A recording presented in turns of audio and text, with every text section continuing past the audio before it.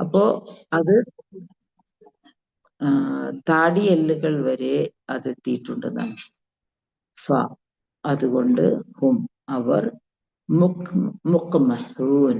മുക്മഹ് എന്ന് പറഞ്ഞാൽ തമഹ. മുക്മഹ് എന്ന് പറഞ്ഞിട്ടുണ്ടെങ്കിൽ തല ഇങ്ങനെ ഉയർത്തി വെക്കപ്പെട്ടവർ. അപ്പൊ ഈ ആയത്തിൽ നമുക്ക് മനസ്സിലാക്കാൻ സാധിക്കുന്നത് ഇന്നാ ജഅൽന ഫി അഅനാഖിഹിം, ഇന്നാ തീർച്ചയായും നാം ജഅൽന നാം ആക്കിയിരിക്കുന്നു ഫി അഅനാഖിഹിം അവരുടെ ഉനുഖ് അവരുടെ പിരടികളിൽ അല്ലെങ്കിൽ അവരുടെ കഴുത്തുകളിൽ അഗ്ലാലൻ ചങ്ങലകളാക്കിയിരിക്കുന്നു. അല്ലെങ്കിൽ ഇങ്ങനെ ബന്ധിക്കപ്പെട്ട നിലയിലാണ് ഇങ്ങനെ കുടുക്കുകൾ എന്നൊക്കെ പറയാം അഗ്ലാലിന് കേട്ടോ. ഫഹിയ ഇലൽ അദ്ഖാനി അതിങ്ങനെ താടിയെല്ലുകൾ വരെ എത്തിയിട്ടുണ്ട്. താടിയെല്ലുകൾ വരെ എത്തിയത് കൊണ്ട് തന്നെ ഫഹും മുഖ്മഹൂൻ അവർ ഇങ്ങനെ തല ഉയർത്തപ്പെട്ട നിലയിലാണെന്ന്. നമ്മൾ സാധാരണ നമ്മുടെ നാട്ടിലൊക്കെ കഴുത്തിന് ഉളുക്കൊക്കെ പറ്റിയിട്ടുണ്ടെങ്കിൽ ഇങ്ങനെ കോളറിട്ട് നടക്കുന്ന ആളുകളെയൊക്കെ കാണാറുണ്ട് അല്ലെ. അവർക്ക് ഇങ്ങനെ തല ഇങ്ങനെ അങ്ങോട്ടും ഇങ്ങോട്ടൊക്കെ തിരിക്കാനുള്ള വേദനയും പ്രയാസമൊക്കെ കാരണം കൊണ്ടാണ് അവരങ്ങനെ ഇരിക്കുന്നത്. അത് നമ്മൾ കാണുന്ന കാര്യങ്ങളാണെന്നുണ്ടെങ്കിൽ നമ്മുടെ അള്ളാഹു പറയുന്നത് ഇവരുടെ കഴുത്തുകളിൽ ചങ്ങലകൾ ഇട്ടിരിക്കുന്നു, വിലങ്ങുകൾ ഇട്ടിരിക്കുന്നതാണ്. അപ്പൊ ആ വിലങ്ങുകൾ ഇട്ട ആളുകള് ഒരിക്കലും അവർക്ക് തല താഴ്ത്താൻ പറ്റൂല, അങ്ങോട്ടും ഇങ്ങോട്ടൊക്കെ തിരിക്കാൻ പറ്റൂല. നമുക്ക് ഒരു വിലങ്ങും ഇടാതെ തന്നെ നമ്മൾ കിടക്കുന്ന സമയത്ത് പൊസിഷനിൽ ഒരു പിഴവ് സംഭവിച്ചിട്ടുണ്ടെങ്കിൽ, അല്ലെങ്കിൽ നമ്മൾ കിടന്നപ്പോ ഒന്ന് തെറ്റിപ്പോയിട്ടുണ്ടെങ്കിലൊക്കെ നമുക്ക് കഴുത്തിന് ഭയങ്കര വേദനയായിരിക്കും. അങ്ങനെ വേദന ഉണ്ടാകുമ്പോൾ തന്നെ നമുക്ക് അങ്ങോട്ടും ഇങ്ങോട്ടും തിരിക്കാൻ പറ്റാത്ത വേദനയായിരിക്കും. അപ്പൊ ശരിക്കും ഇങ്ങനെ വിലങ്ങുകൾ കൊണ്ട് ബന്ധിക്കപ്പെട്ട മനുഷ്യരുടെ അവസ്ഥ എന്തായിരിക്കും എന്ന് ആലോചിച്ച് നോക്കുക. അവർക്ക് അങ്ങോട്ടോ ഇങ്ങോട്ടോ തിരിക്കാനും ഇങ്ങനെ താഴോട്ട് നോക്കാനും ഒന്നും പറ്റാത്ത ഒരവസ്ഥയായിരിക്കും എന്ന് നമുക്കറിയാം. അപ്പോ അള്ളാഹു ഇവിടെ എന്തിനാണ് അങ്ങനത്തെ ഒരു ഉദാഹരണം അല്ലെങ്കിൽ ഉപമ പറഞ്ഞിരിക്കുന്നത്? ദുനിയാവിലും ആഖിറത്തിലും ഒക്കെ അവരുടെ ഒരു അവസ്ഥ അതായിരിക്കുന്നത്. ഈ പ്രപഞ്ചത്തിലേക്ക് നോക്കുമ്പോഴും നമ്മുടെ ശരീരത്തിലേക്ക് നോക്കുമ്പോഴും നമ്മുടെ ഓരോ അവയവങ്ങളിലും അള്ളാഹു ഉണ്ട് എന്നതിന്റെ തെളിവടയാളങ്ങളുണ്ട്. പക്ഷേ ആ തെളിവടയാളങ്ങളിലേക്ക് കണ്ണ് വായിക്കുന്നില്ല എങ്കിൽ, ഇതൊന്നും നോക്കാൻ ഒട്ടും ശ്രദ്ധിക്കുന്നില്ല എങ്കിൽ അങ്ങനെയുള്ള ആളുകളുടെ അവസ്ഥയാണ് അള്ളാഹു വിവരിക്കുന്നത്. സത്യത്തെ കണ്ടെത്താനോ സത്യത്തെ തിരിച്ചറിയാനോ സത്യയാഥാർത്ഥ്യങ്ങളെ ഉൾക്കൊണ്ടുകൊണ്ട് അള്ളാഹുവിന് വിധേയപ്പെട്ട് വിനീത ദാസന്മാരായിട്ട് തീരാനോ ഒന്നും അവർക്ക് സാധ്യമാകുന്നില്ല എന്നതാണ്. ഇങ്ങനെ തല ഉയർത്തി പിടിച്ചിരിക്കുന്ന ഒരാൾക്ക് താഴോട്ട് നോക്കാൻ പറ്റും? അവർക്ക് അങ്ങോട്ടും ഇങ്ങോട്ടും തിരിക്കാൻ പറ്റും? അള്ളാഹു പറയുന്നത് അഫലാ യൻദുറൂൻ, നിങ്ങൾ നോക്കുന്നില്ലേ, നിങ്ങൾ കാണുന്നില്ലേ, നിങ്ങൾ ചിന്തിക്കുന്നില്ലേ എന്ന് ചോദിക്കുമ്പോൾ ഒരുപാട് വിഷയങ്ങളാണ് അള്ളാഹു നമ്മുടെ മുമ്പിൽ ഇങ്ങനെ കാണിച്ചു തരുന്നത്. അള്ളാഹുവിനെ നമുക്ക് കാണാൻ പറ്റണില്ല എന്നേ ഉള്ളൂ. അള്ളാഹു ഉണ്ട് എന്നതിന്റെ തെളിവടയാളങ്ങൾ ഒട്ടനേകം നമ്മുടെ മുമ്പിലുണ്ട്. അങ്ങനെ വരുമ്പോ പിന്നെ ശരിക്കും നമ്മൾ ആ തെളിവടയാളങ്ങളിലൂടെ അള്ളാഹുവിനെ നമുക്ക് മനസ്സിലാക്കാനും തിരിച്ചറിയാനും സാധിക്കണം. അതെല്ലാത്തിലും ഉണ്ട്. നമ്മൾ കഴിഞ്ഞ ആയത്തുകളിലും ഇതൊക്കെ പരാമർശിച്ചതാണ്. എല്ലാത്തിലും ഇങ്ങനെ അള്ളാഹുവിനെ നമുക്ക് അള്ളാഹുവിന്റെ കയ്യൊപ്പ് ചാർത്തിയിരിക്കുന്നതായിട്ട് നമുക്ക് മനസ്സിലാക്കാൻ സാധിക്കണം. അപ്പൊ അതുകൊണ്ട് തന്നെ അങ്ങനെയുള്ള ഓരോ കാഴ്ചകളും നമ്മൾ കാണുകയും മനസ്സിലാക്കുകയും ചെയ്യുമ്പോൾ ശരിക്കും നമുക്കത് ഉൾക്കൊള്ളാനും അള്ളാഹുവിനെ തിരിച്ചറിയാനും സാധിക്കും. അങ്ങനെയാണ് എല്ലാവരും അള്ളാഹുവിനെ മനസ്സിലാക്കിയത്. ഇപ്പൊ ശരിക്കും നമ്മളൊക്കെ പാരമ്പര്യമായിട്ട് മുസ്ലിങ്ങളായതുകൊണ്ട് ഇസ്ലാമിനെ ആശ്ലേഷിച്ച് മുന്നോട്ട് പോകുന്നവരാണെങ്കിലും നമുക്കിതിൽ നിലനിന്ന് പോകാൻ പറ്റുന്നത് എന്തുകൊണ്ടാണ്? ഈ വിശ്വാസത്തെ ഉൾക്കൊള്ളാതെ അല്ലെങ്കിൽ ഈ വിശ്വാസത്തെ തള്ളിപ്പറഞ്ഞുകൊണ്ട് തിരിഞ്ഞു പോകാതെ നമുക്ക് ഈ വിശ്വാസത്തെ പൂർണ്ണമായും ഉൾക്കൊണ്ടുകൊണ്ട് മുന്നോട്ട് പോകാൻ കഴിയുന്നത് എന്തുകൊണ്ടാണ്? നമുക്ക് ആ സത്യമായി നമ്മുടെ ഹൃദയത്തിൽ ബോധ്യപ്പെട്ടത് കൊണ്ടാണ്. നമ്മൾ ആ സത്യത്തെ അംഗീകരിക്കുന്നത് കൊണ്ടാണ്. നമ്മൾ മനസ്സിലാക്കിയ ആ സത്യം അഥവാ വിശ്വാസം, ആ ആദർശം നമ്മൾ പഠിക്കുന്നതുമായും നമ്മുടെ ചുറ്റുപാടുകളുമായും വല്ലാത്തൊരു ബന്ധിക്കപ്പെട്ട നിലയിലാണ്. അതിൽ നിന്ന് മുക്തമായിട്ട് ഇതിനെ എന്താണ് തള്ളിപ്പറയാൻ നമുക്ക് കഴിയാത്ത വിധത്തിൽ നമ്മുടെ വിശ്വാസം രൂപപ്പെട്ടിട്ടുണ്ട് എന്നതുകൊണ്ടാണ്. അപ്പൊ നമ്മുടെ ഉള്ളിലൊരു ഭയമുണ്ട്, നമ്മുടെ ഉള്ളിലൊരു കാഴ്ചപ്പാടുണ്ട്. നമുക്ക് അള്ളാഹു നൽകിയ ആ സവിശേഷമായ അനുഗ്രഹമുണ്ട്. അതൊരു വല്ലാത്ത തൗഫീഖാണല്ലോ. ഈ സത്യത്തെ ഉൾക്കൊള്ളാനും മനസ്സിലാക്കാനും നമുക്ക് കഴിയുന്നുണ്ട്. അപ്പൊ അതുകൊണ്ട് തന്നെ ആ വിധത്തിൽ പിന്നെ നമ്മൾ ഈ പറഞ്ഞതുപോലെ ഖുർആനിനെ കൂടുതൽ നമ്മൾ പഠിക്കുകയും മനസ്സിലാക്കുകയും ചെയ്യുമ്പോൾ ശരിക്കും നമുക്കത് കൂടുതൽ ബോധ്യമാവാണ്. എന്ന് വെച്ചാൽ എവിടേക്ക് തിരിഞ്ഞാലും അള്ളാഹുവിന്റെ ആയത്തുകളെ കുറിച്ചാണല്ലോ പറയുന്നത്. ആ ആയത്തുകളെ കുറിച്ച് ഖുർആൻ പ്രതിപാദിക്കുമ്പോൾ നമ്മുടെ ശരീരത്തിലും നമ്മുടെ ചുറ്റുപാടുകളിലുമാണ് ആ തെളിവടയാളങ്ങൾ നമുക്ക് കാണാൻ സാധിക്കുന്നത്. പൂർവ്വപ്രവാചകന്മാരുടെ ചരിത്രം, അതിന്റെ വസ്തുതാപരമായ ബോധ്യങ്ങൾ, അതെല്ലാം ഈ ലോകത്ത് അള്ളാഹു അങ്ങനെ നിലനിർത്തിയിരിക്കുന്നു എന്ന സത്യം. അതോടൊപ്പം എല്ലാത്തിലും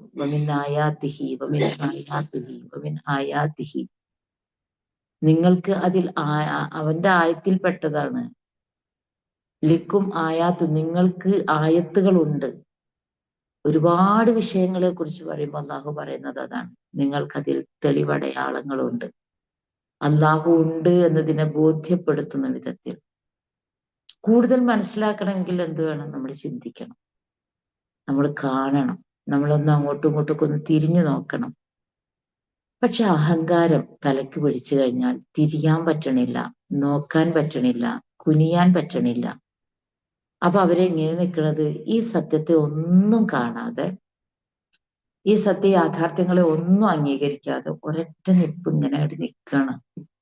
ഏത്?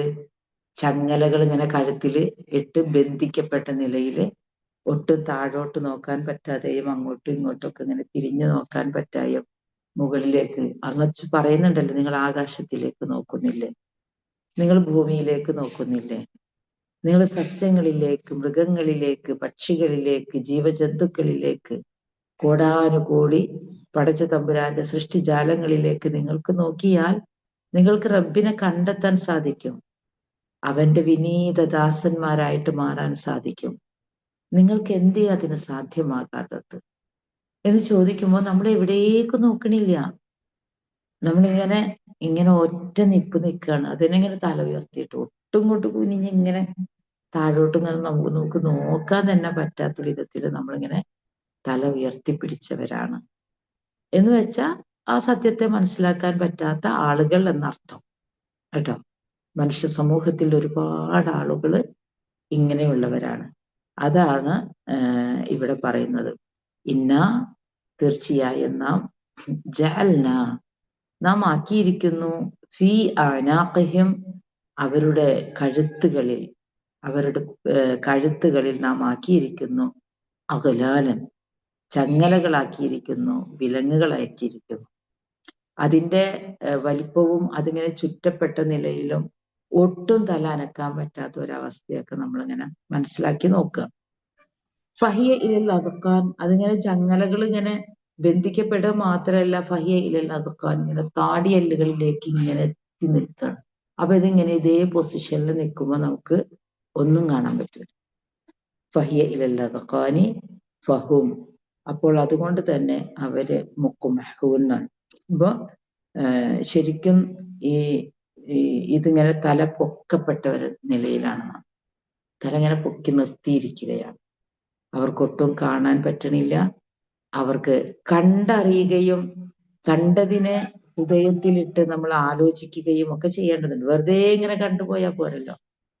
അള്ളാഹു ചോദിക്കുന്ന ഒരുപാട് ചോദ്യങ്ങളിൽ അതില്ലേ, അഫ്ലാ യൻദുറൂൻ എന്ന് ചോദിക്കുന്നുണ്ട്. അഫ്ലാ യൻദുറൂന ഇലൽ ഇബിലി, അഫ്ലാ യൻദുറൂന ഇലൽ സമായി, അഫ്ലാ യൻദുറൂന ഇലൽ അർദ്, ഇങ്ങനെ പറയുന്നുണ്ടല്ലോ. നിങ്ങൾ ആകാശത്തിലേക്കും ഭൂമിയിലേക്കും ഒട്ടകത്തിലേക്കും ഭക്ഷണത്തിലേക്കും അങ്ങനെ തുടങ്ങിയിട്ട് എത്ര പൂർവ്വ പ്രവാചകന്മാരുടെ ചരിത്രത്തിലേക്കും അവരുടെ കാലഘട്ടത്തെക്കുറിച്ചും അങ്ങനെ എന്തിനെക്കുറിച്ചെല്ലാമാണ് ഖുർആനിൽ പറയുന്നത്. നമ്മുടെ ശരീരത്തിലേക്ക് മാത്രം, നമ്മുടെ അവയവങ്ങളിലേക്ക് മാത്രം. നമ്മുടെ ജീവിതത്തിലേക്ക് തന്നെ നോക്കിയാൽ, നമ്മുടെ ചുറ്റുപാടുകളിലേക്ക് നോക്കിയാൽ ഒക്കെ ഈ സത്യത്തെ നമുക്ക് മനസ്സിലാക്കാൻ സാധിക്കും. പക്ഷെ ഒന്നും നോക്കാതെ, ഒന്ന് താഴേക്ക് നോക്കാൻ പറ്റണില്ല, അങ്ങോട്ടും ഇങ്ങോട്ടും തിരിയാൻ പറ്റണില്ല, അങ്ങനെ തലക്കപ്പെട്ട നിലയിലാണ് എന്നാണ് അള്ളാഹു ഈ ആയത്തിലൂടെ മനസ്സിലാക്കി തരുന്നത്. മുകളിലേക്ക് നോക്കുമ്പോൾ തന്നെ ആകാശത്തെ മാത്രമല്ല, നക്ഷത്രങ്ങളും സൂര്യനും ചന്ദ്രനും എന്ന് വേണ്ട എന്തുമാത്രം അത്ഭുതങ്ങളാണ്, മഴമേഘങ്ങളും പിന്നെ കാറ്റിനെ കുറിച്ചും ഒക്കെ ഇങ്ങനെ പറയുമ്പോൾ എത്ര കാര്യങ്ങളാണ് നമുക്ക് ആലോചിക്കാനും പഠിക്കാനും. ഇതൊന്നും ഇങ്ങനെ വെറുതെ ഓതിപ്പോവുക എന്നതല്ലല്ലോ. അതിനെക്കുറിച്ചൊക്കെ നിങ്ങൾ എന്തേ ചിന്തിക്കാത്തത് എന്ന് പറയുമ്പോൾ അതിൻ്റെയൊക്കെ ആ ഒരു എന്താ പറയാ, അതിൻ്റെയൊക്കെ പടച്ച തമ്പുരാന്റെ കയ്യൊപ്പ് ചാർത്തിയിരിക്കുന്ന കുറേ സംഗതികൾ നമ്മുടെ മുമ്പിൽ ഇങ്ങനെ വെച്ചിട്ട് അതിലൂടെ നമുക്ക് അള്ളാഹുവിനെ കണ്ടെത്താൻ കഴിയണമെങ്കിൽ നമ്മളിങ്ങനെ ആ വിധത്തിൽ അതിനെ നിരീക്ഷിക്കണം. അതിന് പറ്റാത്ത വിധത്തിൽ അഹങ്കാരികളെ അള്ളാഹു അവരുടെ കഴുത്തിൽ ബന്ധിക്കപ്പെട്ട് അവരുടെ താടിയെല്ലുകളിലേക്ക് അതെത്തി ഒട്ടുമൊടു കുനിയാൻ പറ്റാത്ത വിധത്തിൽ അള്ളാഹു ആക്കിയിരിക്കുന്നതാണ്. അത് മാത്രമല്ല, വജഅൽന, നാം ആക്കുകയും ചെയ്തു, മിൻ ബൈനി ഐദീഹിം സദ്ദ. മിൻ ബൈന ഐദി എന്ന് പറഞ്ഞിട്ടുണ്ടെങ്കിൽ മുമ്പിലുള്ള കാര്യമാണ്. മിൻ ബൈന ഐദീഹിം, അവരുടെ മുമ്പിൽ. ഐദ് എന്ന് പറഞ്ഞാൽ കൈയല്ലേ. കൈ എപ്പോഴും നമ്മൾ മുമ്പിലെ കാര്യങ്ങൾക്കല്ലേ നമ്മൾ ഉപയോഗപ്പെടുത്തുന്നത് ഏറെക്കുറെ. അപ്പോ മിൻ ബൈനി ഐദീഹിം എന്നതൊരു പ്രയോഗമാണ്, അവരുടെ മുമ്പിൽ എന്നതിന്റെ. അപ്പൊ വജഅൽന, നാം ആക്കുകയും ചെയ്തു, മിൻ ബൈനി ഐദീഹിം, അവരുടെ മുമ്പിൽ, സദ്ദ, ഒരു തട, അല്ലെങ്കിൽ ഒരു ഇങ്ങനെ അണ കെട്ടുന്നതിനൊക്കെ സദ് എന്ന് പറയും, മറയ്ക്ക് പറയും. അപ്പൊ ഒരു തടസ്സം നാം ആക്കിയിരിക്കുന്നു, അല്ലെങ്കിൽ ഒരു മറ നാം ആക്കിയിരിക്കുന്നു, അല്ലെങ്കിൽ ഒരു കെട്ട്, ഒരു തടവ് നാം ആക്കിയിരിക്കുന്നു. വമിൻ ഖൽഫിഹിം, ഖൽഫ് എന്ന് പറഞ്ഞാൽ പിന്നില്, മിൻ ബൈനി ഐദീഹിം മുമ്പില്, വമിൻ ഖൽഫിഹിം അവരുടെ പിന്നിൽ കൂടിയും സദ്ദൻ, ഒരു തടയുണ്ട്, അല്ലെങ്കിൽ ഒരു മറയുണ്ട്, ഒരു ഭിത്തിയുണ്ട്, ഒരു അണ കെട്ടിയിരിക്കുന്നു. ഫ, അങ്ങനെ അഗ്ശൈന, അഗ്ശിയ എന്ന് പറഞ്ഞാൽ മൂടി എന്നാണ്. അഗ്ശ എന്ന് പറഞ്ഞിട്ടുണ്ടെങ്കിൽ മൂടി എന്ന് തന്നെ. അഗ്ശൈന, നാം മൂടിയിരിക്കുന്നു, ഹും അവരെ. ഫ അഗ്ശൈനാഹും, അങ്ങനെ നാം അവരെ മൂടിയിരിക്കുന്നു. എന്നുവെച്ചാൽ മൂടുക എന്ന് പറഞ്ഞിട്ടുണ്ടെങ്കിൽ മുന്നിലും പിന്നിലും ഒക്കെ തടസ്സം, ആ തടസ്സത്തിന്റെ ഉള്ളിലാണ് നിൽക്കുന്നത്. ഫഹും, അതിനാൽ അവർ, ലാ യുബ്സിറൂൻ, കണ്ടറിയുന്നതല്ല. അപ്പൊ അങ്ങനെയുള്ള ഒരാളെ നിങ്ങളിങ്ങനെ മനസ്സിൽ കണ്ടു നോക്കുക. ഏത്? കഴുത്തുകളിൽ ചങ്ങലകൾ കൊണ്ട് ബന്ധിക്കപ്പെട്ടിട്ടുണ്ട്. ആ ചങ്ങലകൾ ഇങ്ങനെ താടിയെല്ല് വരെ വെച്ച് തല ഇങ്ങനെ പൊക്കി നിർത്തിയിരിക്കുകയാണ്. അവരുടെ മുമ്പിൽ വലിയൊരു തട കെട്ടിയിട്ടുണ്ട്, ഒരു തടസ്സം വെച്ചിട്ടുണ്ട്, അല്ലെങ്കിൽ ഒരു മറ കെട്ടിയിട്ടുണ്ട്. അവരുടെ പിന്നിലും ഒരു മറ കെട്ടിയിട്ടുണ്ട്. ഒരു നിലക്കും അങ്ങോട്ടും ഇങ്ങോട്ടും അവിടേക്കും ഇവിടേക്കും പിന്നിലേക്കും മുന്നിലേക്കും നോക്കാനോ കാണാനോ കഴിയാത്ത വിധത്തിൽ ഫുള്ളിങ്ങനെ ബന്ധിക്കപ്പെട്ട നിലയിൽ ഒരാളെ നിങ്ങളിങ്ങനെ മനസ്സിൽ കണ്ടു നോക്കുക.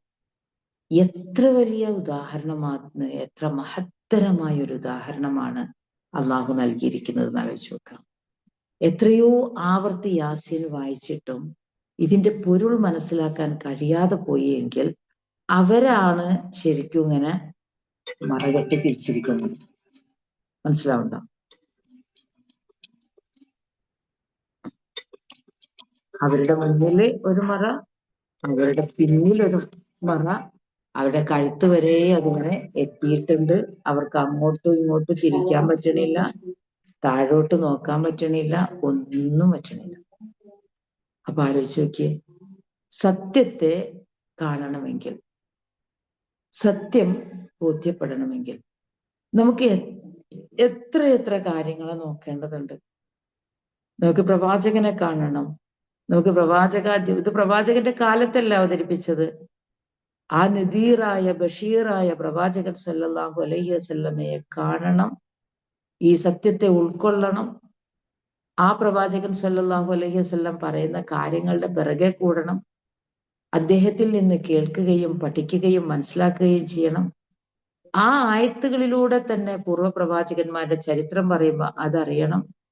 ആകാശലോകങ്ങളെക്കുറിച്ചും ഭൂമിയെക്കുറിച്ചും മനുഷ്യന്റെ ജീവിതത്തെക്കുറിച്ചും വരാനിരിക്കുന്ന യാഥാർത്ഥ്യങ്ങളെക്കുറിച്ചും പരലോകത്തെക്കുറിച്ചും ബർസഹിയായ അവസ്ഥയെക്കുറിച്ചും സ്വർഗ നരകങ്ങളെക്കുറിച്ചും ജീവിതത്തിന്റെ ലക്ഷ്യത്തെയും മാർഗത്തെയും ഒക്കെ കണ്ടറിഞ്ഞ് പഠിച്ച് മനസ്സിലാക്കിയ ഒരാൾക്ക് മാത്രമാണ് അള്ളാഹുവിന്റെ പരലോകത്ത് സ്വർഗം ലഭിക്കുള്ളൂ. അവന്റെ ജീവിതത്തിൽ സ്വർഗസമാനമായ അവസ്ഥ ഉണ്ടാവുകയൊക്കെ ചെയ്യും. അപ്പോഴാണ് സ്വർഗസമാനമായ അവസ്ഥ എന്ന് പറയുമ്പോൾ അവനിങ്ങനെ ജന്നത്തിലായിരിക്കണം ഈ ദുനിയാവിൽ തന്നെ. അത് ആർക്കാ സാധ്യമാവുക?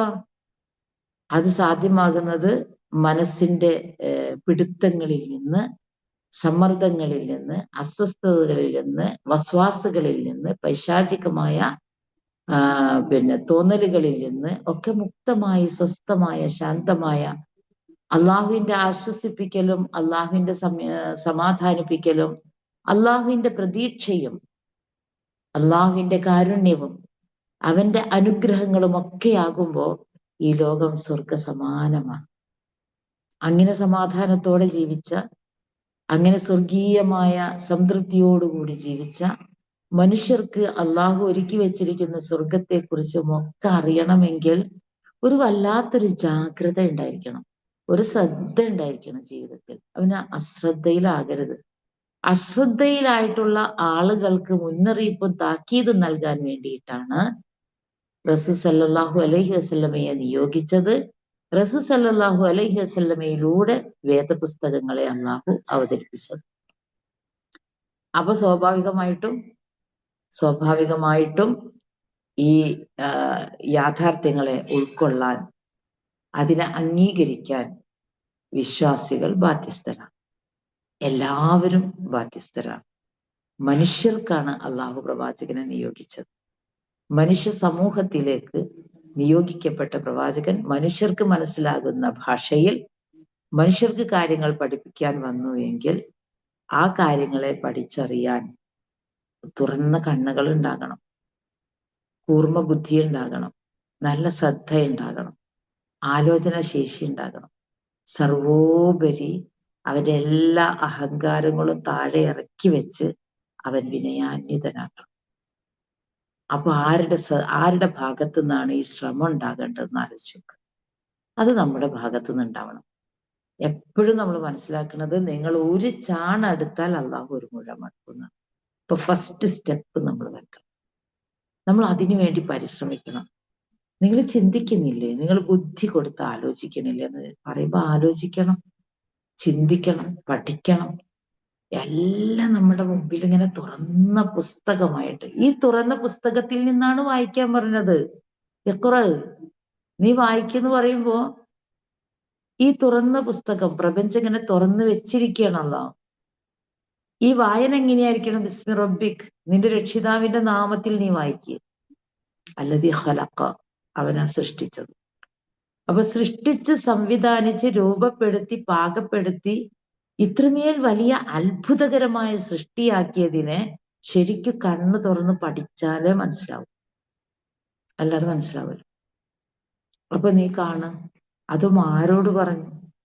6-ാം നൂറ്റാണ്ടിലെ പേനയും പുസ്തകവും ഇല്ലാത്ത, ഇത്തരത്തിലുള്ള ബോധ്യങ്ങളിലേക്കൊന്നും പോകാതെ വർഗത്തിന്റെ, വംശത്തിന്റെ, കുലമഹിമയുടെ, ആഠ്യത്വത്തിന്റെ, തന്നിഷ്ടങ്ങളുടെ, താന്തോന്നിത്തരങ്ങളുടെ പറുദീസയിൽ ജീവിച്ച ആളുകൾ, അവരുടെ തോന്നിയവാസങ്ങളിൽ മുഴുകി ജീവിച്ചവരെ ഇങ്ങനെ ഈ ഒരു സത്യത്തിലേക്ക് കൊണ്ടുവരാൻ, അപ്പോ അവർക്കത് മനസ്സിലാകണമെങ്കിൽ, ലോകത്തുള്ള എല്ലാവർക്കും ഇത് മനസ്സിലാവണമെങ്കിൽ തുറന്ന കണ്ണുകളുമായിട്ട് ഇരിക്കണ്ടേ? ആ കണ്ണുകൾക്ക് മുമ്പിൽ അതിന് ശ്രമിക്കുന്നില്ലെങ്കിൽ, അങ്ങനെ ചിന്തിക്കാൻ ഒട്ടും പരിശ്രമിക്കണില്ലെങ്കിൽ, വേണ്ടെന്ന് വെച്ചുവെങ്കിൽ പിന്നെ പഠിച്ചവന് ഒരുപാട് അവസരങ്ങൾ നൽകും കേട്ടോ. ഒരുപാട് അവസരങ്ങൾ നൽകും തിരിച്ചു വരാൻ, ശ്രദ്ധിക്കാൻ, പിന്നെ ഈ വഴിയിലൂടെ മുന്നോട്ട് പോകാൻ. എത്ര മാർഗങ്ങളാണ്. നമ്മളിങ്ങനെ നമ്മളെ കുറിച്ച് പഠിക്കുമ്പോൾ തന്നെ നമുക്ക് മനസ്സിലാക്കിക്കൂടെ, നമുക്ക് മാത്രമാണ് വിരലുകളെ ഇങ്ങനെ സംവിധാനിച്ച് എഴുതാനുള്ള കഴിവ്.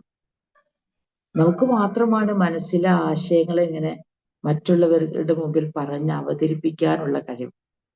ഇപ്പൊ എൻ്റെ ഉള്ളിലെ കാര്യങ്ങൾ ഞാനിങ്ങനെ എന്തൊരു അത്ഭുതമാണ്. എൻ്റെ 2 ചുണ്ടുകളും എൻ്റെ നാവും മാത്രം എന്തൊരു അത്ഭുതമാണ്. അതിലൂടെ എൻ്റെ മനസ്സിലെ കാര്യങ്ങളാണ് ഞാൻ നിങ്ങൾക്ക് പറഞ്ഞു തരുന്നത്. ഈ വിശുദ്ധ വേദപുസ്തകത്തിലെ കാര്യങ്ങളാണ് ഞാൻ നിങ്ങൾക്ക് ഇങ്ങനെ പറഞ്ഞു തരുന്നത്. എന്തൊരു അത്ഭുതമാണ്. ഈ വിരൽത്തുമ്പുകൾ കൊണ്ട് നമുക്കിങ്ങനെ പേന പിടിച്ച് എഴുതാൻ പാകത്തിൽ, ഇങ്ങനെ സംസാരിക്കാൻ പാകത്തിൽ, കേൾക്കുന്ന കാര്യങ്ങളെ നമുക്ക് മനസ്സിലാകും പാകത്തിൽ, കാണുന്ന കാര്യങ്ങളിലൂടെ നമുക്ക് ബോധ്യങ്ങൾ ഉണ്ടാകുന്നു എന്നതിൽ അങ്ങനെ തന്നെ പടച്ച തമ്പുരാൻ നമ്മളെ സൃഷ്ടിച്ചു. വേറെ ഒരു ജീവജാലത്തിനോ ഇത്രയും കഴിവ് കൊടുത്തിട്ടില്ല. അള്ളാഹുവിന്റെ ജീവാംശം അല്ലെങ്കിൽ അള്ളാഹുവിന്റെ ആത്മാംശം നമ്മളിൽ സന്നിവേശിപ്പിച്ചു. അങ്ങനെ പടച്ച തമ്പുരാന്റെ ഖലീഫമാരാക്കി, നമ്മളെ പ്രതിനിധികളാക്കി. അവര് മൂല്യങ്ങളുള്ളവരും ചിന്താശേഷിയുള്ളവരും കാഴ്ചപ്പാടുകളുള്ളവരും തിരിച്ചറിവും ബോധ്യങ്ങളുമുള്ളവരും അതോടൊപ്പം അത് മറ്റുള്ളവർക്ക് പകർന്നു കൊടുക്കുന്നവരുമൊക്കെയായിട്ടുള്ള ലോകത്തിലെ ഏറ്റവും മഹത്തരമായ സൃഷ്ടിയായിരിക്കണമെന്ന് അള്ളാഹു തീരുമാനിച്ചു. എന്നിട്ട് ഇങ്ങോട്ട് പറഞ്ഞയച്ചിട്ട് ഇതൊന്നും ഇല്ലാതായാൽ, ഇതൊന്നും ശ്രദ്ധിക്കണില്ല, ഇതിനെക്കുറിച്ച് മനസ്സിലാക്കണില്ല, കേൾക്കണില്ല, കാണണില്ല, ചിന്തിക്കണില്ല, പഠിക്കണില്ല, ഉൾക്കൊള്ളണില്ല, പിന്നെന്താ? ഇതൊക്കെ ഉൾക്കൊള്ളാതിരിക്കാൻ അവരിയ്ക്കണ കോലം, അവരിയ്ക്കണ രൂപം, അവർക്ക് അള്ളാഹു വെച്ചിരിക്കുന്ന വിലങ്ങുകൾ, ചങ്ങലകൾ ഒക്കെ അല്ല പറഞ്ഞു. മാത്രമല്ല വജഅൽന, നാം ആക്കുകയും ചെയ്തു. ഇങ്ങനെയുള്ള ആളുകളെ പിന്നെ എന്തിനാ? അവർക്ക് വലിയ വിശാലമായ ഒരു ലോകത്തെ കാണാൻ വേണ്ടിയിട്ടും ഒക്കെ ഉള്ളൊരു അവസരം കൊടുക്കുന്നത് എന്തിനാ? അപ്പൊ ഒന്നും വേണ്ട. വജഅൽന, നാം ആക്കുകയും ചെയ്തു. ആലോചിക്കേണ്ടത്, എത്ര തവണ യാസീൻ ഓതുമ്പോഴും നമ്മളും ഇങ്ങനെ നമ്മുടെ മുമ്പിലും പിന്നിലും ഒക്കെ മറയും പിന്നെ എന്താണ് ഇങ്ങനെ തടസ്സങ്ങളൊക്കെ ആയിട്ട് ഇരിക്കുകയാണോ? തുറന്ന മനസ്സോടുകൂടി അതിന്റെ ബാക്കി ആശയങ്ങളിലേക്കും ആയത്തുകളിലേക്കും തിരിച്ചു വരാൻ നമുക്കും കഴിയണില്ല. നമ്മൾ കണ്ണു തുറന്ന് ഇതിനൊന്ന് പഠിക്കണില്ല എങ്കിൽ ഈ ഗണത്തിൽ നമ്മളൊക്കെ പെടുമോ എന്ന് ആലോചിക്കുന്നത് നല്ലതാണ്. അപ്പോ വജഅൽന, നാം ആക്കുകയും ചെയ്തു, മിൻ ബൈനി ഐദീഹിം സദ്ദ, അവരുടെ മുമ്പിൽ ഒരു മറയുണ്ടാക്കി. മിൻ ഖൽഫിഹിം സദ്ദ, അവരുടെ പിറകിലും നാം ഒരു മറയുണ്ടാക്കി. ഫഅഗ്ശയ്നാഹും, അങ്ങനെ നാം അവരെ മൂടി, മറ കൊണ്ട് മൂടി. ഫഹും ലാ യുബ്സിറൂൻ, അവര് കണ്ടറിയുന്നതല്ല. എന്തൊരു ഉപമയാണെന്ന് ആലോചിച്ചോക്ക്. ആദ്യം അവരുടെ കഴുത്തിൽ വിലങ്ങ് വെച്ചു, ഇങ്ങനെ പെരടിയിൽ വെച്ചിട്ട്, കഴുത്തിൽ വെച്ചിട്ട്, താടിയല് വരെ വെച്ച് തല പൊക്കാൻ പറ്റാത്ത അവസ്ഥയിലാക്കി. പിന്നീട് മുന്നിലും പിന്നിലുമൊക്കെ തടസ്സങ്ങളും മറകളും കൂടി വെച്ച ഒരു മനുഷ്യന് പിന്നെ എന്ത് മനസ്സിലാക്കാൻ സാധിക്കും? ഇനി നിങ്ങള് അങ്ങനെ തന്നെയുള്ള ഒരാളെ നമ്മൾ കാണില്ലല്ലോ. അങ്ങനെ മുന്നിലും പിന്നിലും മറയൊക്കെ ആയിട്ട് താടിയല് വരെ ചങ്ങലയൊക്കെ ഇട്ടേക്കുന്ന ഒരാളെയും കാണില്ലല്ലോ എന്നല്ല. ഈ സത്യത്തെ ഉൾക്കൊള്ളാതെ ജീവിച്ചു പോകുന്നുവെങ്കിൽ ഈ കോലത്തിലും ഈ രൂപത്തിലും ഞാനാണ്. ഈ സത്യത്തെ ഉൾക്കൊള്ളാതെ പോകുന്നു നിങ്ങളെങ്കിൽ ഈ രൂപത്തിലും ഭാവത്തിലും നിങ്ങളാണ്. അങ്ങനെ നമ്മൾ ആകുന്നുണ്ടോ എന്ന് ആലോചിച്ചു. അങ്ങനെ നമ്മൾ ആകുന്നുണ്ടോ എന്ന് ആലോചിച്ചു. എങ്കിൽ അതിലും വലിയൊരു കഷ്ടം വേറെയില്ല, അതിലും വലിയൊരു നഷ്ടവും വേറെയില്ല എന്ന് കൂടി നമ്മൾ പഠിക്കേണ്ടതുണ്ട്. അതാണ് അതിലേറ്റവും പ്രധാനപ്പെട്ട ഒരു സംഗതി. എത്രമാത്രം വലിയ കാര്യങ്ങൾ നമ്മുടെ മുമ്പിൽ ഇട്ടിട്ടും നമ്മൾ അതിനെ മനസ്സിലാക്കാതെ, എന്തുകൊണ്ടാണത് പറ്റാത്തതെന്ന് വെച്ചാൽ അഹങ്കാരം. അതിൻ്റെ ഒന്നും ആവശ്യമില്ല, ഇതൊക്കെ എന്ത്, ഖുർആനൊക്കെ എന്ത്, അല്ലാതെ തന്നെ നമുക്ക് ശരിയാണ്, അല്ലാതെ തന്നെ നമ്മുടെ കാര്യങ്ങളൊക്കെ നടക്കുന്നുണ്ട്. നമ്മൾ ഇത്രയും വലിയ പൊസിഷനിലേക്ക്, ഇത്രയും വലിയ ഔന്നത്യത്തിലേക്ക്, ഇത്രയും വലിയ ആളുകളായി ഒക്കെ നമ്മൾ മാറിയിട്ടുണ്ട് എന്ന്. പിന്നെ എന്തിന്? അവിടെയാണ് മിമ്മാ ഇമ്മഹീൻ മിന്നുത്ഫത്തിൻ അംഷാജ് എന്നൊക്കെ പറഞ്ഞിട്ട്, നിങ്ങൾ ചിന്തിച്ചിട്ടുണ്ടോ നിങ്ങൾ ആരായിരുന്നു എന്ന്? വെറും ഒരു ബീജ കണമായിരുന്നില്ലേ? എത്രമേൽ നിസ്സാരമായത്. അതിൽ നിന്നല്ലേ നിങ്ങളെ നാം സൃഷ്ടിച്ചത്.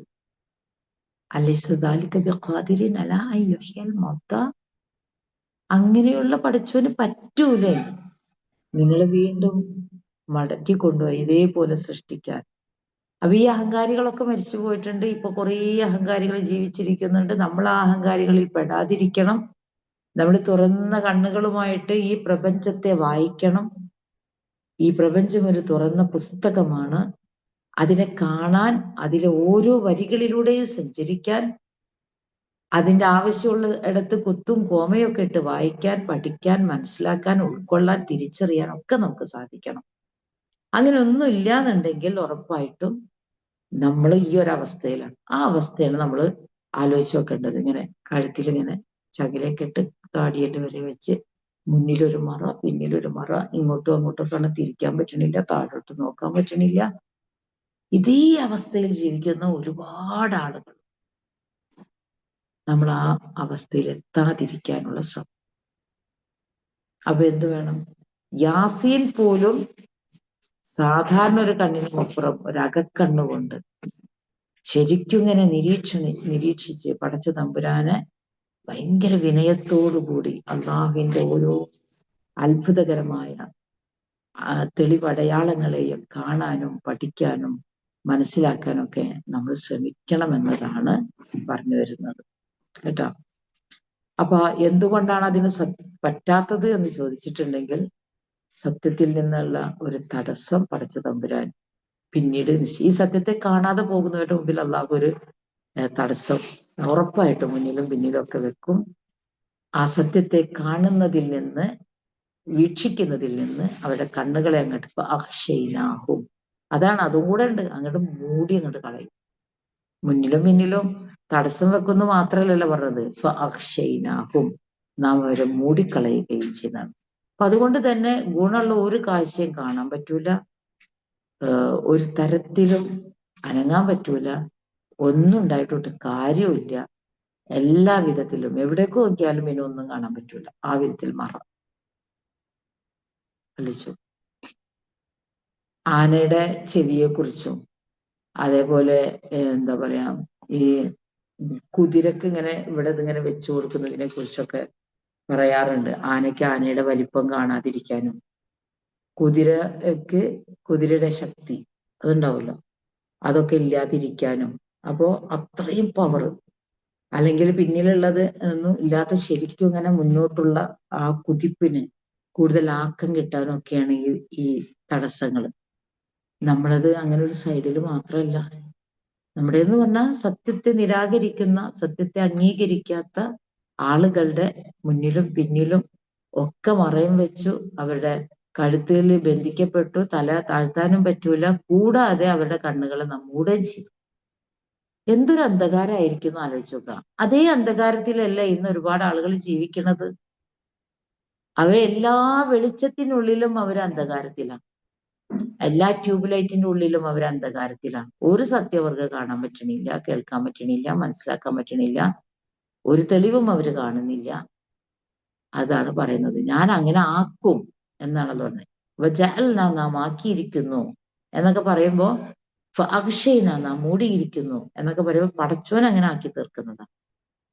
അങ്ങനെ ആക്കി തീർക്കുന്നതിന്റെ കാരണവും നമ്മൾ മനസ്സിലാക്കേണ്ടത്, അത് അവന്റെ മനസ്സിൽ ആ ഒരു സത്യത്തെ ഉൾക്കൊള്ളണമെന്ന ഒരാഗ്രഹവും താല്പര്യവും ഇല്ലാത്തത് കൊണ്ട് കൂടിയാണ്.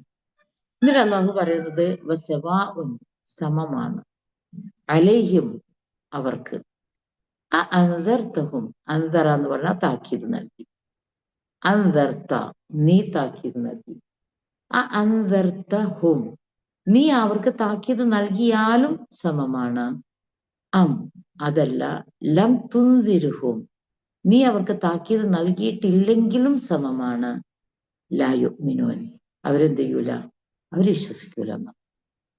അതാണ് താക്കീതുകളും മുന്നറിയിപ്പുകളും നൽകാൻ വേണ്ടിയിട്ടാണ് പ്രവാചകൻ സല്ലല്ലാഹു അലൈഹി വസല്ലമയെ നിയോഗിച്ചിരിക്കുന്നത്. അതുകൊണ്ട് തന്നെ പ്രവാചകൻ സല്ലല്ലാഹു അലൈഹി വസല്ലമയെ നമുക്ക് മനസ്സിലാക്കാൻ സാധിക്കുന്നത് നദീർ, താക്കീത് നൽകുന്നവനാണ് എന്നാണ്. പക്ഷെ നീ അവർക്ക് താക്കീത് നൽകിയാലും, നീ അവർക്ക് താക്കീത് നൽകിയിട്ടില്ലെങ്കിലും അവർ വിശ്വസിക്കാൻ പോണില്ല എന്നാണ്. അപ്പൊ നമ്മൾ ആലോചിച്ച് നോക്കുക, എത്രത്തോളം അള്ളാഹുവിങ്കിൽ നിന്ന് അകന്നവരാണ് അവർ. ഒരു സത്യത്തെ അങ്ങോട്ട് നേർക്ക് നേരെ കാണാൻ പറ്റിയിട്ടില്ലെങ്കിൽ എന്താ വേണ്ടത്? ആ സത്യത്തെ ശരിക്കും ഉൾക്കൊള്ളാൻ പറ്റുന്ന വിധത്തിലുള്ള നമുക്ക് ബോധ്യങ്ങൾ നൽകിയിട്ടുണ്ട്. പക്ഷെ ആ ബോധ്യങ്ങളെയും പിന്നെ അതിന്റെ പിറകെയും പോകാതെ വരുമ്പോ ഒന്നും കാണൂല എന്നുള്ളതാണ്. ഒന്നും കാണില്ല. അതാണ് ശരിക്കും പറയുന്നത്. അതുകൊണ്ട് തന്നെയാണല്ലോ പിന്നെ അവരുടെ മനസ്സിൽ ചിന്തയ്ക്കും പിന്നെ ഒക്കെ കൂട്ടിട്ട് വെച്ചേക്കാണ്. അള്ളാഹ് ഖുർആനെ കുറിച്ച് പറയുന്നിടത്ത് ചോദിച്ചിട്ടില്ലേ, എന്തുകൊണ്ട് നിങ്ങൾ ഖുർആനിനെ മനനം ചെയ്യുന്നില്ല? അഫലാ യതദബ്ബറൂനൽ ഖുർആൻ അം അലാ ഖുലൂബിൻ അഖ്ഫാലുഹാ. അതല്ല, അവരുടെ ഹൃദയങ്ങൾക്ക് താഴിട്ടിട്ടുണ്ടോ, അവരുടെ ഹൃദയങ്ങൾക്ക് പൂട്ടിട്ടിട്ടുണ്ടോ എന്നൊക്കെ ചോദിക്കുമ്പോൾ ശരിക്കും ഒരു ആത്മീയമായ മരവിപ്പ് അവിടെ സംഭവിക്കുന്നുണ്ട്. അതോടെ തന്നെ അതിലൊരു അഹങ്കാരവും കൂടി വരുന്നുണ്ട്. അപ്പൊ ഈ ആത്മീയമായ മരവിപ്പ് ഒക്കെ സംഭവിക്കുന്നത് അവരുടെ അഹങ്കാരത്തിന്റെയാണ്. അതൊക്കെ അതിലൊന്നും ഒരു കാര്യമില്ല, അതൊക്കെ മുഹമ്മദ് എഴുതിയുണ്ടാക്കിയത്, മുഹമ്മദ് പറഞ്ഞു. റസൂൽ സല്ലല്ലാഹു അലൈഹി വസല്ലമയുടെ കാലഘട്ടത്തിലും ഒരുപാട് ആളുകൾ അങ്ങനെയുണ്ടല്ലോ, വിശ്വസിക്കാത്ത, ഉൾക്കൊള്ളാത്ത, തിരിച്ചറിയാത്ത, സത്യത്തെ മനസ്സിലാക്കാത്ത, സത്യയാഥാർത്ഥ്യങ്ങളുടെ മുമ്പിൽ വിനയപ്പെടാത്ത ഒക്കെ ഒരുപാട് ആളുകൾ ഉണ്ട് എന്നുള്ളതാണ്. അതുകൊണ്ട് തന്നെ ഇബ്നു അബ്ബാസ് റളിയല്ലാഹു അൻഹുവിനെ പോലെയുള്ളവർ പറയുന്നത്, സത്യനിഷേധികളുടെ മുന്നിൽ സത്യത്തിലേക്കുള്ള വഴിയെ മറയ്ക്കുന്ന മതിലും അവരുടെ പിന്നിൽ അവർ കടന്നു വന്ന ദുർമാർഗത്തിന്റെ മതിൽക്കെട്ടും അള്ളാഹു ഉണ്ടാക്കി നാം. മുമ്പിൽ സത്യത്തെ മനസ്സിലാക്കാൻ പറ്റുന്ന ഒരു മതില്, സത്യത്തെ മനസ്സിലാക്കാൻ പറ്റുന്ന വിധത്തിൽ തുറന്നു കിടക്കല്ല. പക്ഷെ ആ മനസ്സിലാക്കാൻ അവർക്ക് താല്പര്യമില്ലാത്തത് കൊണ്ട് അത് മനസ്സിലാകാതിരിക്കാൻ അള്ളാഹു ഒരു മതിൽ വെച്ചിട്ടുണ്ട്. പിന്നിലാണെങ്കിൽ അവര് കഴിച്ചുകൂടിയിരുന്ന ദുർമാർഗത്തിന്റെ മതിൽക്കെട്ടും അള്ളാഹു ഉണ്ടാക്കിയിട്ടുണ്ട്. അപ്പോ സത്യത്തെ മനസ്സിലാക്കാതെ ദുർമാർഗത്തിന്റെ മതിൽക്കെട്ടിനുള്ളിൽ അകപ്പെട്ടവര് എന്തിലായിരിക്കും? ദുർമാർഗത്തിൽ തന്നെയായിരിക്കും. മനസ്സിലാവുണ്ടോ? അങ്ങനെ അവരുടെ കണ്ണുകളെ അള്ളാഹു എന്ത് ചെയ്തിട്ടുണ്ട്? കണ്ണുകളെ അള്ളാഹു മൂടിക്കളയുകയും ചെയ്തിട്ടുണ്ടെങ്കിൽ പിന്നെ ഒന്നും കിട്ടാൻ പോണില്ല. ഒരു സത്യവും ഉൾക്കൊള്ളാനോ ഒരു സത്യവും മനസ്സിലാക്കാനോ കഴിയാത്ത വിധത്തിൽ അവര് പെട്ടുകിടക്കുകയാണ് എന്നാണ് ആയത്തിലൂടെ അള്ളാഹു നമുക്ക് മനസ്സിലാക്കി തരുന്നത്. അതുകൊണ്ട് തന്നെ അവർക്ക് എന്ത് സംഭവിക്കൂല? അവരൊരിക്കലും വിശ്വസിക്കൂല. ഫഹും ലാ യുഅ്മിനൂൻ. ഇതുമായി ബന്ധപ്പെട്ട പിന്നെ ആയത്തുകൾ നമുക്ക് കാണാമല്ലോ. സൂറ അൽ ബഖറയിലൊക്കെ അള്ളാഹു പറയുന്നുണ്ട്, അൻസർതഹും അം ലം തുൻസിർഹും ലാ യുഅ്മിനൂൻ ഖതമല്ലാഹു അലാ ഖുലൂബിഹിം വഅലാ സമഇഹിം വഅലാ അബ്സ്വാരിഹിം ഗിശാവ. അതാണ് അള്ളാഹു സീൽ വെച്ചു എന്നാണ്. സീൽ വെച്ചാൽ പിന്നെ കഴിഞ്ഞില്ല, പിന്നെ വല്ലതും ഉണ്ടോ? പിന്നെ അങ്ങോട്ട് കടക്കോ വല്ലതും? എന്തൊരു പ്രയോഗമാണെന്ന് ആലോചിച്ചു നോക്കുക. അപ്പൊ എപ്പോഴും സത്യത്തെ ഉൾക്കൊള്ളണമെങ്കിൽ എന്ത് വേണം? സത്യത്തെ ഉൾക്കൊള്ളെങ്കിൽ തുറന്ന മനസ്സ് വേണം. അതറിയാനുള്ളൊരു കൊതി ഉണ്ടാകണം, ഒരു ജിജ്ഞാസ ഉണ്ടാകണം. അതുകൊണ്ടാണ് ഖുർആനിൽ എവിടെയും ആ ജിജ്ഞാസയ്ക്ക് പ്രാധാന്യം കൊടുക്കുന്ന ചില കാര്യങ്ങളെ കുറിച്ച് പറയുമ്പോഴൊക്കെ ആ വാക്കുകൾ കൈഫ എന്ന വാക്ക് വരുന്നത് എന്തുകൊണ്ടാണ്? എങ്ങനെയാണ്? ആ ജിജ്ഞാസ വന്നു ഇബ്രാഹിം നബിക്ക്. ആ ജിജ്ഞാസ വേറെയും പ്രവാചകന്മാർ. എങ്ങനെയാണ് അള്ളാഹ് മരിച്ചവരെ ജീവിപ്പിക്കുന്നത്? എങ്ങനെയാണ് ഈ പട്ടണത്തെ പൂർവ്വസ്ഥിതിയിലേക്ക് ആക്കുന്നത്? അങ്ങനെയൊക്കെ ചോദിച്ചവരുടെ മുമ്പിൽ അള്ളാഹു തെളിവടയാളങ്ങൾ നൽകി. ശരിക്കും എന്തൊരു ഈ ജിജ്ഞാസ എന്ന് നമ്മുടെ മനസ്സിലുണ്ടോ നമുക്ക് അള്ളാഹു കാണിച്ചു തരും. പക്ഷെ അത് ആ ആയത്തുകളെ അല്ലെങ്കിൽ അള്ളാഹുവിനെ മനസ്സിലാക്കാനും കൂടുതൽ അത് ബോധ്യപ്പെടാനും വേണ്ടിയിട്ടുള്ള ഒരു സപര്യയാണ്, ഒരു തപസ്സാണത്. അതിനു വേണ്ടിയിട്ട് പിന്നാലെ കൂടുമ്പോൾ പടച്ച തമ്പുരാൻ അത് എത്തിച്ചു തരും. അത് ഖുർആന്റെ ഏത് വഴിയിലൂടെ നമ്മൾ ശ്രമിക്കുമ്പോഴും പടച്ചവൻ അത് എത്തിച്ചേരും. ഖുർആനുമായിട്ടുള്ള ഒരു ബന്ധത്തിൽ നമുക്കത് കിട്ടും. ഉഖ്ബത്ത് ബിൻ ആമിറിന്റെ ചരിത്രത്തിലൊക്കെ നമുക്ക് മനസ്സിലാക്കാൻ കഴിയുന്നത് അതാണ്. മരുഭൂമിയിൽ ആടിനെ മേച്ചുകൊണ്ട് നടന്നിരുന്ന ഉഖ്ബത്ത് ബിൻ ആമിർ റസൂൽ സല്ലല്ലാഹു അലൈഹി വസല്ലമയെ കുറിച്ച് കേൾക്കുകയും പഠിക്കുകയും മനസ്സിലാക്കുകയൊക്കെ ചെയ്തപ്പോൾ അദ്ദേഹത്തിന്റെ സന്നിധിയിലേക്ക് ഓടി വന്ന് വിശ്വാസം ഉൾക്കൊണ്ട് തിരിച്ചു പോയിട്ട് ആ ആട്ടിൻപറ്റങ്ങളുമായിട്ട് ജീവിക്കുമ്പോൾ അദ്ദേഹത്തിന്റെ മനസ്സിൽ പിന്നീട് ഇങ്ങനെ തോന്നാണ്, ഇത്രമേൽ മാസ്മരികമായ അറിവും ബോധ്യങ്ങളും വൈജ്ഞാനികമായിട്ടുള്ള കാര്യങ്ങളും ദൈവീകമായിട്ടുള്ള പലതും ആ പ്രവാചകന്മാരിൽ നിന്ന് നേരിട്ട് കേൾക്കാനുള്ള ഭാഗ്യം ലഭിച്ചിട്ടും അത് ഉപയോഗപ്പെടുത്താതെ മദീനയുടെ പ്രാന്തപ്രദേശത്ത് ഈ ആടുകളെയും മേച്ചിങ്ങനെ കഴിഞ്ഞുകൂടുമ്പോൾ എനിക്ക് ഒരുപാട് നഷ്ടങ്ങളാണ് എന്ന ബോധ്യത്തിൽ നിന്ന് അദ്ദേഹം റസൂൽ സല്ലല്ലാഹു അലൈഹി വസല്ലമയുടെ അടുക്കലേക്ക് തന്റെ സമ്പാദ്യങ്ങളൊക്കെ വിട്ട്, തന്റെ സമ്പാദ്യം ആടുകളാണ്, ആ ആടുകളെയൊക്കെ വിട്ട് ഓടിപ്പോകുമ്പോൾ അദ്ദേഹത്തിന് അറിയില്ല അന്നത്തെ ഏറ്റവും മനോഹരമായ ഡമസ്കസ് പട്ടണത്തിന്റെ നടുവിലെ മലർവാടികൾക്ക് നടുവിൽ അദ്ദേഹത്തിനൊരു വീട് അല്ലാഹു വെച്ചു കൊടുക്കുമെന്നറിയില്ല. എല്ലാ നാഗരികതകളും ഉൾക്കൊള്ളുന്ന ഈജിപ്ത് എന്ന മഹാസാമ്രാജ്യത്തിൽ ഒരു ഗവർണറായിട്ട് മാറാൻ അള്ളാഹുവിന്റെ അനുഗ്രഹം ഉണ്ടാകുമെന്നും അദ്ദേഹം മനസ്സിലാക്കിയിരുന്നില്ല. റസൂൽ സല്ലല്ലാഹു അലൈഹി വസല്ലമയുടെ കൂടെ സഞ്ചരിക്കുന്ന ഒരാളായി മാറുകയും റദീഫുൻ നബി സല്ലല്ലാഹു അലൈഹി വസല്ലമയുടെ പിന്നിലിരിക്കുന്നവൻ എന്ന അപരനാമത്തിൽ അറിയപ്പെടുമെന്നും അന്ന് ഈ ആട്ടിൻപറ്റത്തെ വിട്ട് ചൂട്ടിപ്പോകുന്ന സമയത്ത് റസൂലിന്റെ സന്നിധിയിലേക്ക് അണയുന്ന സന്ദർഭത്തിൽ അദ്ദേഹം മനസ്സിലാക്കിയിരുന്നില്ല. പക്ഷെ ഖുർആനിനോടുള്ള ഇഷ്ടവും താല്പര്യവും റസൂലിനോടുള്ള വല്ലാത്തൊരു മമതയും സ്നേഹവും ഒക്കെ ജീവിതത്തിലെ വലിയ സമ്പാദ്യമെന്ന് കരുതുന്ന പലതിനെയും വിട്ടേച്ച് പോകുമ്പോൾ, അങ്ങോട്ടേക്ക് യാത്ര ചെയ്തു പോയപ്പോൾ അദ്ദേഹത്തിന് പിൽക്കാലത്ത് അള്ളാഹു നൽകിയ അനുഗ്രഹങ്ങളാണ് നമ്മൾ ചരിത്രത്തിൽ കാണുന്നതെല്ലാം. അപ്പൊ ആലോചിച്ച് നോക്കുക, ഈ ദുനിയാവിനോടുള്ള മമതയാണ്, ദുനിയാവിനോടുള്ള അമിതമായ താല്പര്യങ്ങളാണ്, ആഗ്രഹങ്ങളാണ് വിശുദ്ധ ഖുർആനിന്റെ പഠനത്തിൽ നിന്നും നമ്മളെ തെറ്റിക്കുന്നത്. അപ്പൊ അങ്ങനെ അല്ലാതെ എന്നാൽ ദുനിയാവിനെ നമ്മൾ സ്വീകരിക്കേണ്ടെന്നല്ല, ദുനിയാവിന്റെ അള്ളാഹു നൽകിയ എല്ലാ അനുഗ്രഹങ്ങളും നമുക്ക് ആസ്വദിക്കാം, അനുഭവിക്കാം.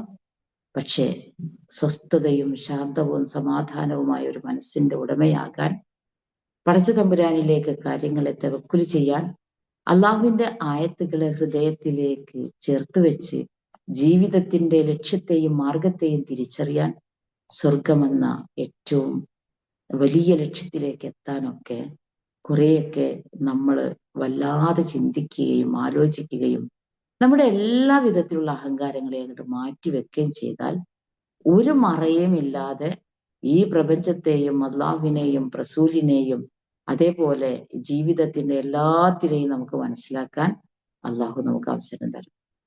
ഇതൊന്നുമില്ലാത്തവര് ഒരു ബന്ധനത്തിലാണ്. അവർക്ക് അവരുടേതായിട്ടുള്ള പല കാര്യങ്ങളുണ്ടാവും, പക്ഷെ സത്യത്തിന് നേരെ മുഖം തിരിഞ്ഞവര്. നമ്മളിങ്ങനെ നോക്കുമ്പോൾ അവർ കൂട്ടിലടയ്ക്കപ്പെട്ട കിളിയെ പോലൊന്നും കാണുന്നില്ല, അവർ പാറിപ്പറന്നൊക്കെ നടക്കുന്നുണ്ടാകും. പക്ഷെ സത്യത്തിന് മുമ്പിൽ അവർക്കൊരു മറയുണ്ട്. ആ സത്യത്തെ ഉൾക്കൊള്ളാൻ അവർക്ക് പറ്റണില്ല, അവർക്ക് അങ്ങോട്ടും ഇങ്ങോട്ടും തിരിഞ്ഞു നോക്കാൻ പറ്റണില്ല, അവരൊന്നും കാണുന്നില്ല. അങ്ങനെ എത്ര ആളുകളെ നമ്മുടെ നമുക്ക് കാണാൻ പറ്റുന്നത്. അങ്ങനെ ആകാതിരിക്കണേ എന്നതാണ് നമ്മുടെ പ്രാർത്ഥന. ഒരിക്കലും അങ്ങനെ ആകരുതേ. നമുക്കിതിനെ ഉൾക്കൊണ്ടും ഇതിനെ അംഗീകരിച്ചും ഇതിനെ സത്യപ്പെടുത്തിയും കൂടുതൽ കൂടുതൽ തിരിച്ചറിവും ബോധ്യങ്ങളുമായിട്ട് മുന്നോട്ട് പോകാൻ നമുക്ക് കഴിയണേ എന്നതാണ് പ്രാർത്ഥന. പടച്ച തമ്പുരാൻ അതിന് തൗഫീഖ് ചെയ്ത് അനുഗ്രഹിക്കട്ടെ. അപ്പോ ഒന്നുകൂടി നമ്മൾ മനസ്സിലാക്കുമ്പോൾ പടച്ച തമ്പുരാൻ പറഞ്ഞ കാര്യങ്ങള്, പിന്നെ ഇന്നാ ജഅൽനാ ഫീ അഅനാഖിഹിം അഗ്ലാല, തീർച്ചയായും നാം അവരുടെ കഴുത്തുകളിൽ ചങ്ങലകൾ വെച്ചിട്ടുണ്ട്, അല്ലെങ്കിൽ ആമങ്ങൾ എന്ന് പറയും, ഇങ്ങനെ പൂട്ട് താഴൊക്കെ ഇടുന്നതിനാ പറയുന്നത്.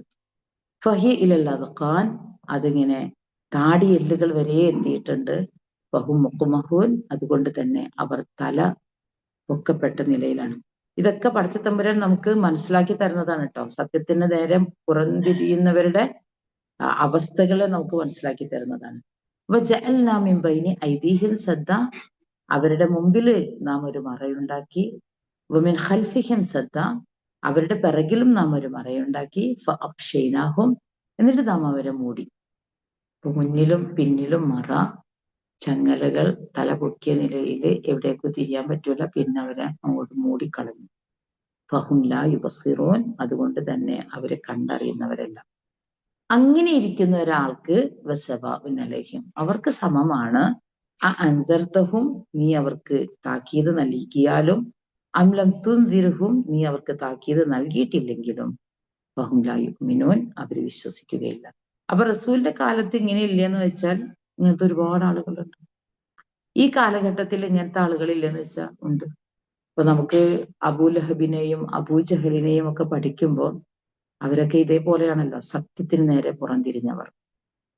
ശരിക്കും അവരുടെ മുമ്പിൽ ഇത്രമേൽ മഹത്തരമായ വചനങ്ങൾ ഉരുവിടുന്ന പ്രവാചകൻ സല്ലല്ലാഹു അലൈഹി വസല്ലം, അത്രമേൽ സ്വഭാവ വൈശിഷ്ട്യങ്ങളുടെ ഉടമ, വിനയവും പക്വതയും സ്നേഹവും മമതയും ഒക്കെയുള്ള, എന്താ പറയാ, നമുക്ക് വിശേഷിപ്പിക്കാനാവാത്ത വിധത്തിലുള്ള അള്ളാഹുവിന്റെ അനുഗ്രഹങ്ങളെല്ലാം ഉള്ള ഒരു പ്രവാചകൻ.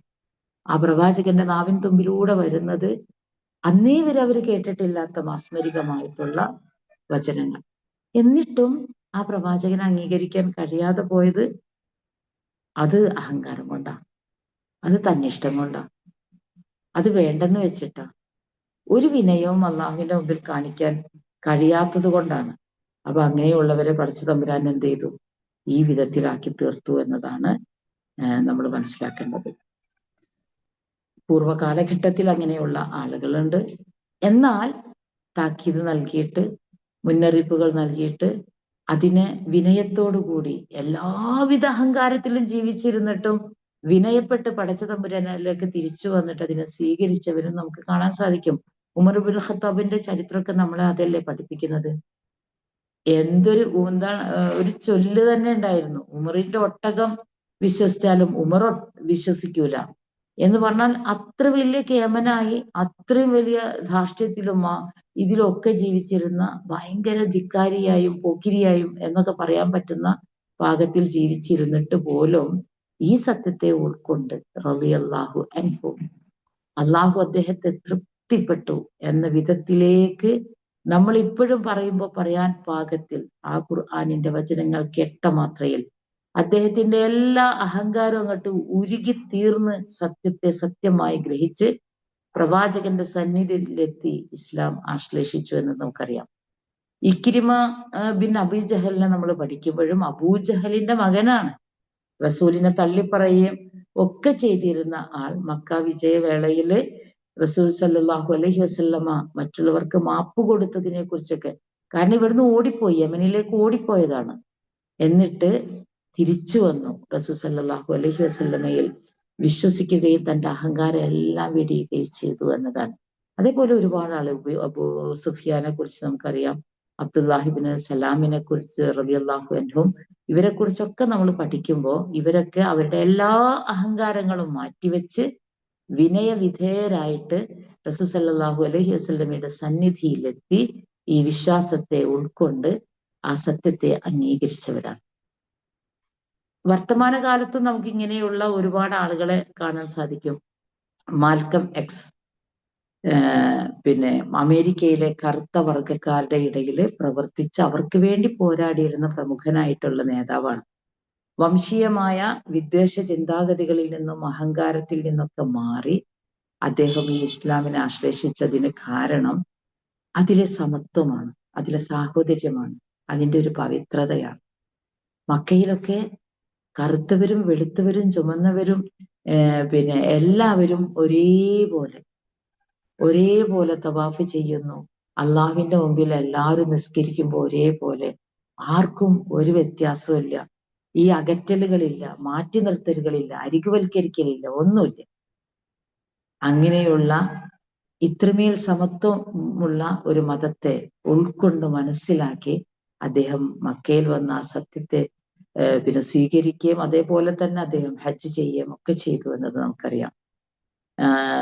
കാറ്റ് സ്റ്റീവൻസ്, യൂസുഫുൽ ഇസ്ലാം എന്ന പേരിൽ പ്രശസ്തനായിട്ടുള്ള ബ്രിട്ടീഷ് പോപ്പ് റോക്ക് ഗായകനെ കുറിച്ച്, സംഗീതജ്ഞനെ കുറിച്ച് നമ്മൾ പഠിക്കുന്നതും അങ്ങനെ തന്നെയാണ്.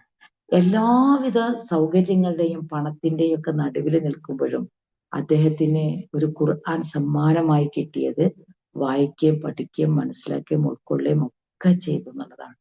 എന്നിട്ടാണ് അദ്ദേഹം പിന്നീട് യൂസുഫുൽ ഇസ്ലാം എന്ന പേര് സ്വീകരിച്ചത്.